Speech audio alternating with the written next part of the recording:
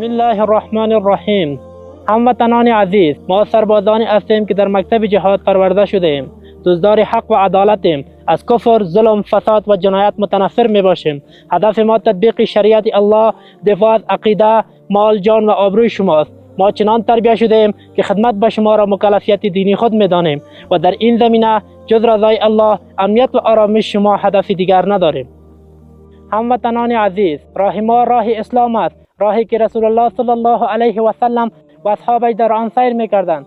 ما با دل و جان در این را قدم گذاشتیم و از هیچ گونه قدرت دنیایی نمی‌ترسیم و به جز قانون اسلام بر هیچ قانون دیگر سر تسلیمی خم نمی‌کنیم و در سرزمین خود به جز اجرای قانون شریعت اجازه تطبیق هیچ نوع قانون دیگر را نمی‌دهیم، گرچند این کار به قیمت جان، مال و عیال ما تمام شود.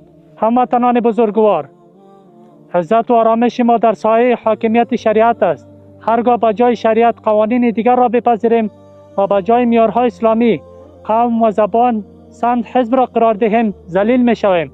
آرامش و امنیت خود را از دست می دهیم، چنانچه در 20 سال اشغال آن را تجربه کردیم.